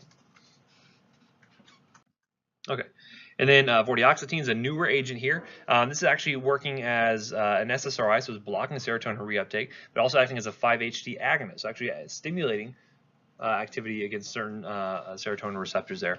Again, depending on the type, it may either act as a partial agonist, a full agonist, or an antagonist. Don't memorize this, just know it's going to have some mixed actions, and you know, at least in the studies they've done, it shows to be effective for depression there. Who knows, you know, how much of it is to play a role with this aspect of it versus the SSRI activities? Who knows, right? We don't really know that. But common things you're going to find with this is going to be, again, sexual dysfunction, you know, nausea, diarrhea, things like that. And then one other unique thing to note here is that patients with CYP2D6 polymorphisms, if they're a poor metabolizer of this drug here, they may find levels are going to go up. You find increased levels, and that can lead to things like serotonin toxicity, as we'll mention here in just a little bit. Okay, CYP2D6 is going to be important when we get into the pain management section as well. Remember, I mentioned that instance where codeine was affected by this, right? If you have slow metabolizers of codeine, you may not be able to convert that into morphine. You have less analgesic effect. We'll talk about that later. Okay, so what is serotonin syndrome? I say that. I'm going to describe it. It's a syndrome of serotonin. That'd be correct. So basically, it's one of those things where a lot of it, things can be ascribed to serotonin syndrome. It looks like a lot of other things as well, right? So basically what this is you have increased levels of serotonin. Some of this could be related back to norepinephrine as well, but mainly the serotonergic activity is what we're looking for.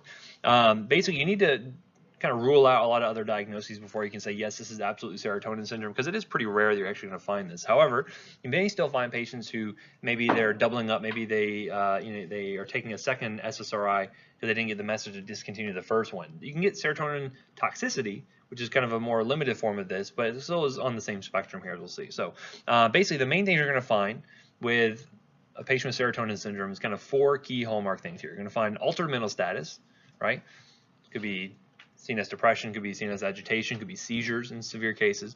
You're going to find hyperthermia, that should come in hot. Autonomic instability, so again, they could be hypertensive, tachycardic, maybe bradycardic, hypotensive, just really depends on the patient. And then you're going to find this increased muscle tone, right? So again, this is going to be different. Have you guys talked about antipsychotics with Dr. Austin yet? Talked about neuroleptic malignant syndrome? Okay, so we'll cover that a little bit later when we get to antipsychotics. This is going to look very similar to neuroleptic malignant syndrome in MS. We'll talk about that later. But you're going to find this increased clonus, especially this inducible clonus in the lower limbs. That's going to be kind of one of those things that's a little bit more kind of keying you in. This is probably going to be serotonin syndrome there. So, but again, if you had a patient came with altered mental status, hyperthermic, on instability, you're thinking sepsis, meningitis, like you got to rule out a lot of other things before you can say that, yes, this is serotonin syndrome. So again, don't just look at this and say, okay, well, they're on an SSRI and they look like this, they got to have it. It could be other things as well. So you want to rule those out. But the big thing, the most common places you're going to find this is when, one, you're interacting multiple medications that can affect the serotonin pathway. So for instance, if I had someone who was on an MAOI, I say I discontinued that, but then I started them up on an SSRI immediately. Remember, we said MAOIs are irreversible, right? So they take 2 weeks to really kind of run their course. By starting an SSRI too soon, you're going to have combined effects. It's going to be synergistic. You're going to find it's going to lead to serotonin toxicity and maybe serotonin syndrome, right? For instance, if I were to have a patient who were to come into the ICU, they have VRSA pneumonia. They're coming from the nursing home. They have VRSA pneumonia, and I give them what drug? Linazolid, Zyvox. I mentioned that has MAOI inhibiting activity, right? So by giving them that drug, say I recontinue their home meds, their sertraline, guess what? That could lead to serotonin toxicity, okay? So again, you can find there's multiple ways this can come about that you may not be cognizant of, but you need to be focusing on these drug interactions.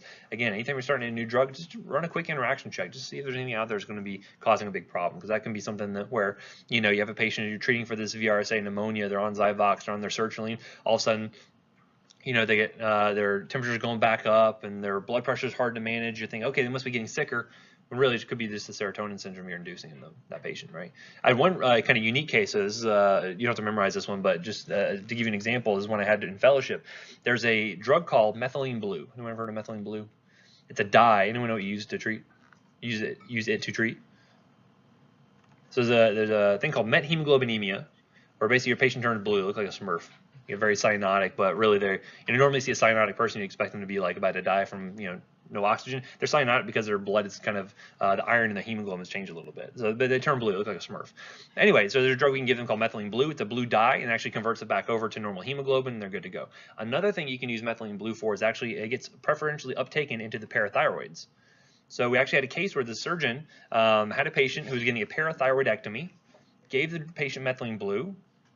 and that was being uptaken to the parathyroids. And all of a sudden, they're in the middle of surgery. They're going through, and all of a sudden, the patient's getting really hypertensive. And the patient's getting hyperthermic, and they're like, oh no, are they having a reaction to the anesthetics? Are they having something else going on? Like, they're trying to figure out what the heck was going on. Call the poison center because they're really sure they're looking for kind of grabbing at straws there. And we're going over the medication list for the patient. Sure enough, the patient's on an SSRI. Well, one of the things with methylene blue is it actually is a monoamine oxidase inhibitor. It's actually a very early drug we used to give a long time ago for that. So by knowing that has a monoamine oxidase inhibiting activity, plus this SSRI in the middle of surgery, all of a sudden now they're having the serotonin syndrome. So just goes to show you that you can find these interactions in the most kind of unlikely of places there. Okay. So anyway, that patient ended up doing fine. After that, we were able to give some antihypertensives, kind of get the temperature under control, got the surgery finished, and they were fine. But again, that's why reviewing the medication list beforehand, looking at the medication you're going to use during the surgery can be really important. Could have saved an adverse reaction. Okay. Anyway. Okay, so other things you can find with serotonin toxicity, again, this could be something that they may be working up towards serotonin syndrome, or just from having too much serotonin activity. Maybe you did not taper one drug effectively before adding on another drug. You're going to see a lot of sweating, hyperthermia. You're going to end up seeing this clonus. You're going to, in some rare case, you may actually see rhabdomyolysis that can develop from this. But the main thing we're going to do is, if you have a true case of serotonin syndrome, is one, get the patient's temperature under control, so cool them down. How do we cool down patients? You can use ice packs, right? So you get ice packs on the axilla or the groin. What else could you use? IV, cooled IV fluids is another good one. What else? You can use evaporative cooling. Actually, sometimes we'll like spritz down the patient with water and then put a big fan on them, and that helps to kind of evaporate off a lot of that heat as well. So several options there. And then the other thing we could use is actually a serotonin blocking agent, one called ciprofloxacin. Ciprofloxacin is actually another drug you may see used as an antihistamine, but this one actually blocks serotonin receptors and can sometimes reverse some of those effects there. So just be aware, the antidote, so to speak, for serotonin syndrome would be ciprofloxacin. Okay. So moving into sort of the kinetics of the antidepressants here, so it's important to consider these factors for drug selection. So I already mentioned by using a drug with a longer half-life or something with an active metabolite, you're going to find that this is better for patients who have poor adherence or maybe someone who's going to be prone to abrupt discontinuation, right? So fluoxetine is a really good agent for that because of the active metabolite for it. It will taper off much more slowly, much less likely to see those serotonin withdrawal sort of effects there, okay? And again, chronic therapy tends to lead to that tissue accumulation. The drugs will build up stores in the body, and even though you discontinue the drug, doesn't mean that the drug effects are going to go away. So sometimes the duration of action can seem longer than what the actual half-life of the drug would entail, just by the fact that the body has built up a pretty decent store there. Okay. And again, a lot of these drugs are going to be affected by liver dysfunction, so just be aware that half-lives could be extended. Again, there's not a lot of good concrete evidence for saying like, hey, with this level of hepatic dysfunction, decrease the drug by this amount. It's going to be more on a case-by-case basis. So see what kind of side effects they're having, see how they're kind of responding to the therapy. Just be aware liver dysfunction typically is going to be affecting a lot of the half-lives of many of these antidepressants. Okay, now therapeutic drug monitoring. What is therapeutic drug monitoring? Yeah, we take drug levels and try to correlate that to therapeutic efficacy. You can't really do that with antidepressants, unfortunately, because even though we can get a level of anything you want, but to correlate that back to therapeutic efficacy just doesn't really work. We don't really have a good correlation there. Just be aware, though, that you need to give it up to 6 weeks before you really can say if the drug is effective or not. Once they hit that 6-week mark, if it's still really not working for them, it's probably not going to be working for them at all. Either the dose needs to be adjusted or they should probably be switched over to something different. Okay. But tell them, like, you need to have some buy-in, like, you need to make sure you're taking it for this period of time, bless you, before you can say, hey, this drug isn't really working for you, which can be kind of demoralizing for a lot of these patients who are battling depression, but it's something they need to be aware of and kind of stick with it for a few weeks. Okay. As I mentioned, the newer agents tend to have fewer pharmacokinetic interactions, so a lot of the SNRIs, Bupropion, kind of miss a lot of those. But be aware that a lot of the newer agents and most of the SSRIs are going to have some variable effects on CYP enzymes. So just be aware. Make sure, I'm not going to go into every detail on every single one of these, but make sure you do those interaction checks. Look to see if I'm introducing a CYP3A4 inhibitor or 2D6 inhibitor, how's that going to affect maybe the other drugs for their depression. Okay, so just be aware of those interactions. Okay, now CYP enzymes are going to be more playing a role in the TCAS, so these are actually extensively metabolized through the CYP enzyme system here, so you definitely want to watch out for those. If you know there's going to be interaction, doesn't mean you can't give them a TCA, it just means you want to start at low dose and titrate up to effect, right? You just want to make sure you drive those levels up too high, otherwise you're going to end up seeing a lot of toxicity seen with that. And another thing to consider here as well with TCAs is they are highly protein bound, And again, when you're looking at drugs being, physiologically active, is it the bound version or is it the unbound form? It's the unbound, right? So again, I can have another drug come and kick that TCA off of the albumin. All of a sudden, more of it's available to interact with the receptors, and then you can see more toxicity. So be careful of those interactions as well. Okay. Now, any drug that can affect serotonin may contribute to the serotonergic toxicity, right? So we already mentioned a few of these. Again, it doesn't have to be full-blown serotonin syndrome. It could be a more mild form, so we call that serotonergic toxicity.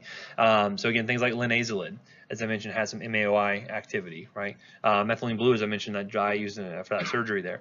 Triptans are going to be, have you talked about migraines yet? In neuro? Okay, we're going to talk about that a little bit later on, but this is going to be a big one. You want to be careful because these drugs are serotonin agonists. So by having a serotonin agonist on top of something that increases levels of serotonin, you can start to see how that toxicity may develop there. So it'd be things like your sumatriptans or imitrexes. We'll talk about that in the neurology section in a few lectures here. And again, a lot of times if you can, you say, well, I have a patient who's got a VRSA pneumonia. I got to treat them with something, but what do I do about their depression? Well, oftentimes you may not have the ability to give them a full 2 to 5 week washout period before I start to treat that VRSA pneumonia, because guess what?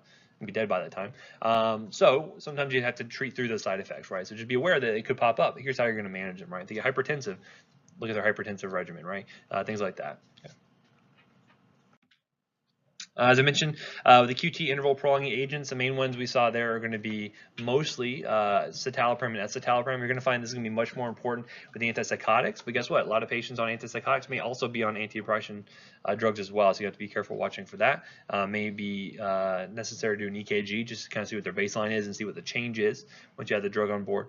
And then be careful when you're adding sedatives. So a lot of times these patients may be self-medicating, either with things like benzodiazepines, which we'll mention that in the neurology section coming up in a few lectures, or things like alcohol, right? They can have synergistic CNS depressant effects. Even SSRIs, while very safe by themselves, combined with alcohol can kind of throw them for a loop and lead to some pretty significant CNS depression. Okay, so I mentioned St. John's wort. Now, I don't cover a lot of like herbal stuff. It's not necessarily due to any proclivity I have to using them or not using them. I think a lot of them can be very profoundly effective. Some of them can be profoundly dangerous, depending on what the case may be. But a lot of patients may want to try St. John's wort for themselves. Okay. So basically, it's a fairly effective herbal supplement. It's good for mild depression. Now, one of the big things I'll say about herbal supplements is it regulated as tightly as, say, prescription drugs are? No, right? So there's actually very little regulation associated with them. So that means that it can be very hit or miss as far as what sort of quality you're getting out of that product there, right? So if I go on to Amazon.ru and find St. John's wort for 15 cents a capsule, I'm probably not going to be getting a whole lot of high quality product there versus if I get it from like a nice reputable brand where I'm more sure to get a consistent amount of the actual product here. So just be aware that you kind of get what you pay for with a lot of those things. However, there's several active components here. One of the big ones is going to be this hypericin. It's a monoamine oxidase inhibitor. So that's why we think it actually works for depression there, is by blocking some of those activities of monoamine oxidase. Maybe some reuptake of monoamines like serotonin, but mainly the MAOI activity is a big thing there. Now, adverse effects go. Certainly you can see things like dry mouth, dizziness, things like that. But the big thing I do want to note here, and this is the big thing that's of concern, is because patients may want to self-treat. They may not tell you, and again, if you don't ask about herbal supplements, are you necessarily is the patient going to tell you that? Not always, right? So sometimes you have to really kind of drag it out of them. So one, this could interact very significantly with their other antidepressant medications, right? They're taking like, Zoloft along with this. That can be a problem leading to serotonergic toxicity. However, the other big problem here is this is going to be a CYP3A4 and a P-glycoprotein inducer. Okay, so if I'm inducing CYP3A4, what is that going to do to levels of, say, something like simvastatin?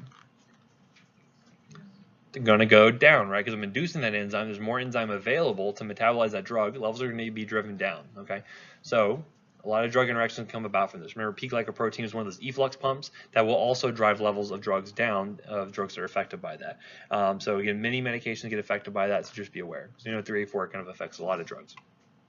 As I mentioned, serotonergic toxicity is a concern as well, especially when mixed with other antidepressants. So let them know, especially if you're starting up on antidepressants, they're really kind of more keyed into using like herbal supplements. But hey, if you want to try St. John's wort, that's totally fine. But I need to know about it, so that way I'm not giving you Zoloft plus that, right? Because again, it's going to lead to toxicity.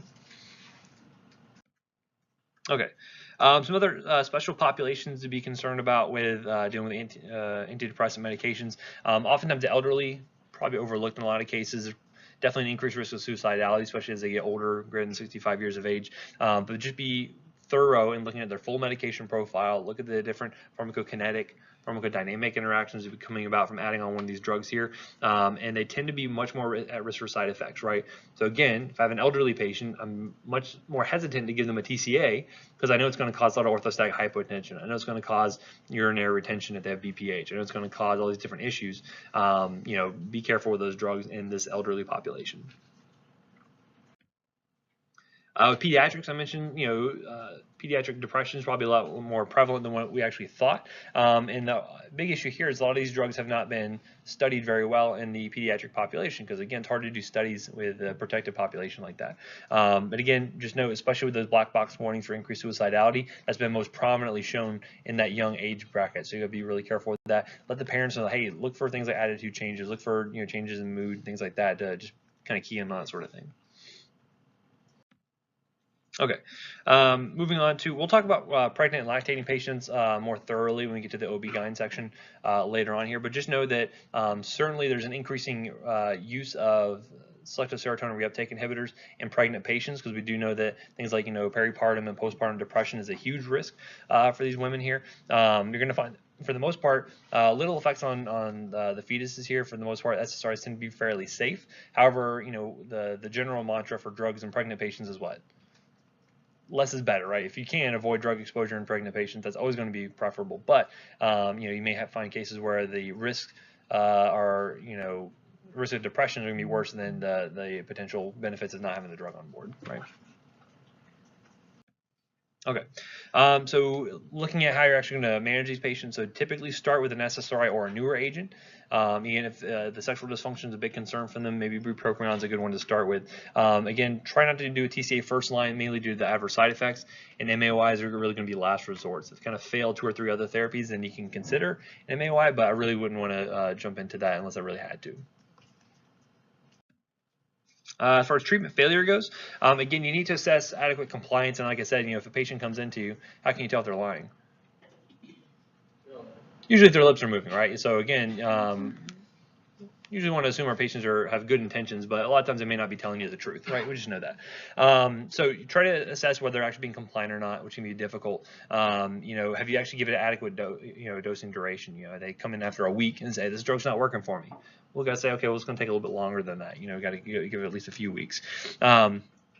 Now, you may find that if a patient, say, fails sertraline, doesn't mean that you can't use any of the other SSRIs. It just means the patient didn't respond well to that particular drug. So maybe something like escitalopram is a better option for them, or maybe fluoxetine is a better option for them. So you can switch within the same class, or if you want to, switch to something different. So maybe if sertraline didn't work, they want to try something completely different, go over to something like duloxetine, or especially if they have something like neuropathic pain issues. Definitely SNRI is a good one to try there.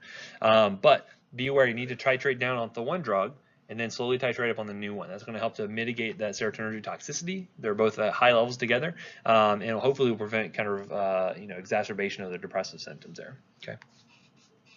And keep in mind, additional therapy may be needed, especially if they have a bipolar component. Lithium could be used in some cases. And what you're actually finding nowadays is that a lot of treatment-resistant depression is starting to be used along with atypical antipsychotics. Aripiprazole is a big one there. We'll talk more about that when we get into the antipsychotic section a little bit later on. Yes, sir. So you have to do a washout even if you're switching from like an SSRI to another SSRI? So that'd be one where I'd want to start to taper one off as I start low dose on the other one, and then kind of titrate up on that one, right? So again, you don't want to give the patient, leave them cold turkey, right? Because again, that can lead to that withdrawal phenomenon and also lead to potentially worsening depression. So by doing that, by titrating down off one and kind of starting up on the other, that helps to mitigate that. Yep.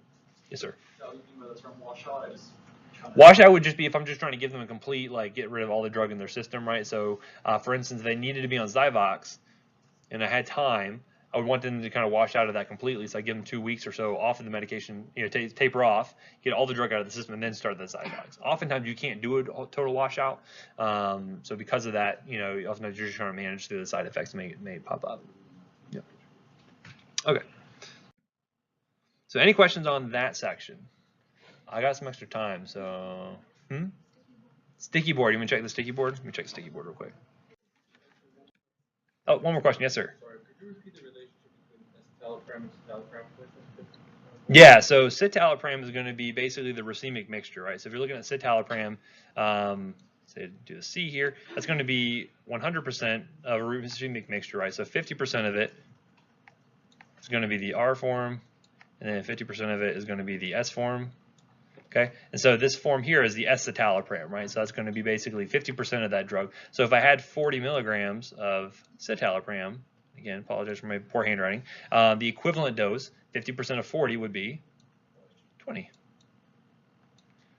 So that would be an equivalent dose essentially, right? Because basically what we're doing is by taking out this form, we're saying, well, this is the active form. This is the form that's giving us all of our therapeutic effect. May not be the full story, but that's what we're going to go with. That, okay, this should be an equivalent dose. 20 milligrams should be equivalent to 40 milligrams of the full mixture here. That makes sense. Okay.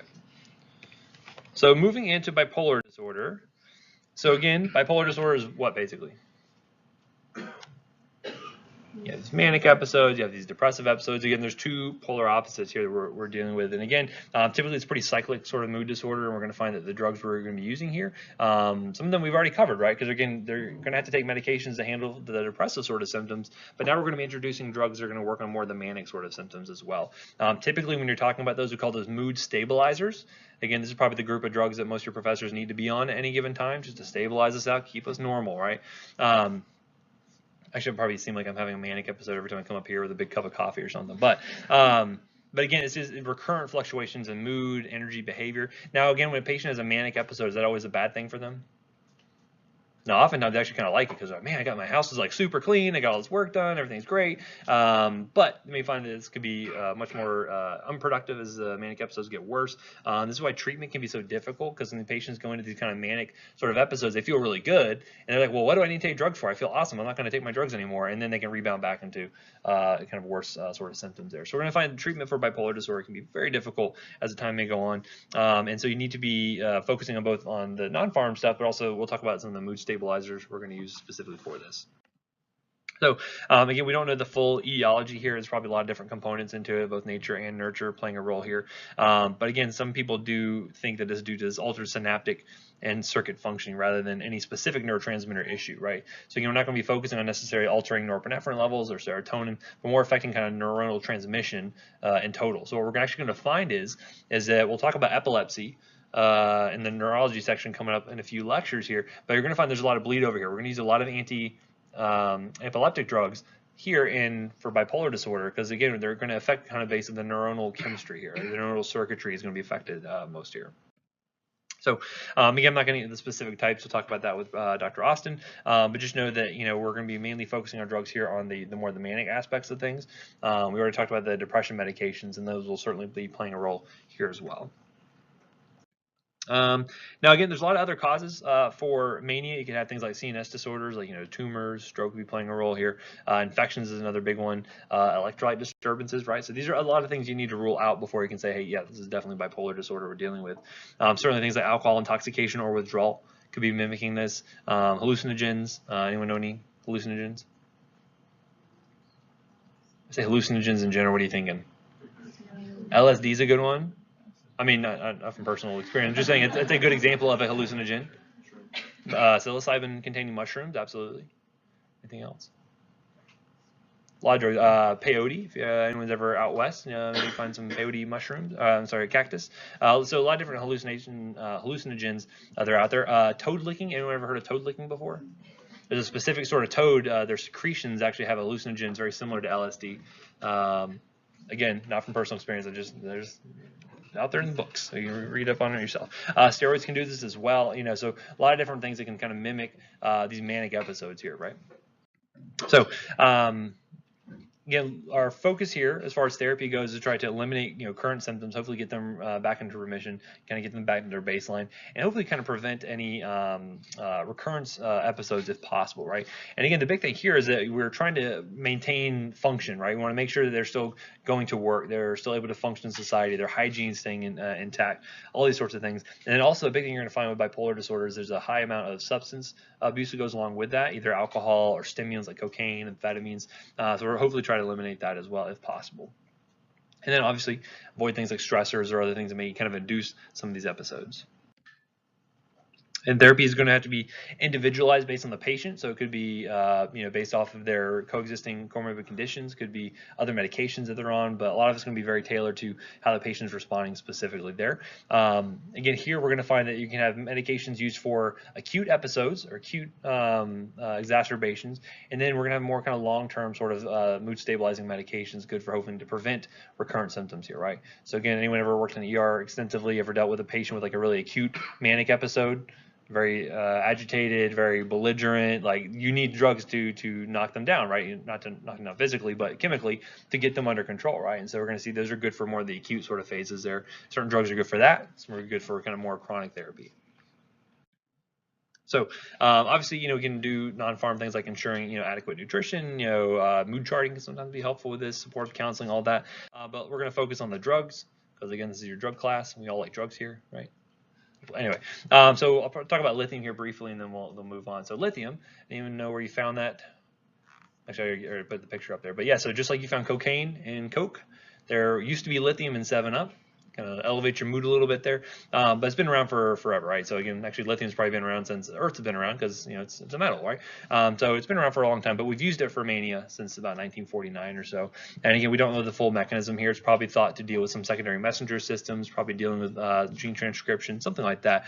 But this one's really important from a kinetic standpoint because lithium itself is a very small metal, right? So it looks very similar, and if you actually looked at it on the periodic table, it'd be very close to sodium. Sodium is important because our body uses a lot of sodium, and so actually you'll find that the body manages sodium just like it does lithium. Like it can't actually tell the difference between the two, which is why it's going to be important when we're talking about kidney function and how the kidneys are going to be handling lithium here, because again, kidney function is going to be the sole thing that determines how well you're going to be processing lithium, whether you're holding on to it or whether you're getting rid of it normally. Okay. Also, being a small cation, has a positive charge to it. Does that like to cross membranes very easily? Not typically, right? Anything with a positive charge on it doesn't like to cross over too well, but that does mean that once it does cross over, it likes to stick around for a while. So this is actually one of those things where you can actually find that once CNS levels of this build up, it can sometimes have a longer duration of action than what you'd expect, because it takes time for those little ions to kind of float back out and permeate across that blood-brain barrier. So again, this is one of those things where you can see prolonged duration of action, longer than what you would expect, just off the half-life of the drug itself. But again, the key point here, it resembles sodium in the body and is going to get managed very similar to how sodium gets managed, especially in the kidneys. So in some places it's still considered first-line therapy. We're starting to see more and more people starting to use a lot of our anticonvulsants instead. So we'll talk about those probably next time we meet here. But we know lithium works. It's been around for a long time. The main problem, though, is a lot of the side effects from it, and then also a lot of the kinetic interactions we can run into with this. This one does require therapeutic drug monitoring, though. So you do have to watch your levels to make sure it's staying within range. Otherwise, you're going to see toxicity. The levels get too high, or you can end up seeing decreased efficacy, maybe worse in manic episodes if his levels are too low. Now, again, am I going to ask you to memorize the levels for the test? I used to do that. We'll peek behind the curtain there. I used to make students memorize the levels. But you know what? You guys can look this stuff up, right? But be aware, if I put a level on the test, I'll give you a reference range, but you need to be able to interpret that sort of thing, right? So if I say a patient comes in, lithium level is, 3, that's high, because I'm going to put the reference range right there and know that, okay, well, what does that mean for the patient? How does that correlate back to the signs and symptoms that they're presenting with? What do I need to do about that now, right? So these are things you need to be able to interpret based off the levels, okay? And notice here the units here is milliequivalents per liter. Well, how is sodium measured? Milliequivalents per liter, right? Because it's a metal, right? So again, oftentimes those electrolytes get measured in milliequivalents per liter, very similar from that standpoint. So you can always watch your units, be aware of what those are. Actually, I had a case. Actually, this is a really good example. So I always focus on, what are your units? Actually, I had a case very recently where my wife was talking to a family member, and they were having parathyroid levels done. And they came back and they said, oh, it's like, I don't even know what the levels were. I'm not familiar with PTH levels. I don't deal with them very often. They said something like, it was 500. My wife was like, oh my gosh, that's so high. And I said, well, what are the units? And she was like, don't talk to me like your students. And I said, well, it's important. Like, all right, so what are the units? And so we actually went through and found out that actually the lab was reporting in a different set of units than what she was actually looking at for her normals. It's actually turned out the level was actually totally normal, right? So again, these are always things you want to be careful of. Look at your units. Whenever I ask that question, what's the units? Is it, mill equivalents per liter, the micrograms per liter, the milligrams per deciliter. All those are very important because you want to keep those straight, because depending on who's reporting what, you may get come to erroneous conclusions there. Anyway, I've already overgone my tangent talk, I guess, now. So is there any questions before I let you guys go? Let me look at the sticky.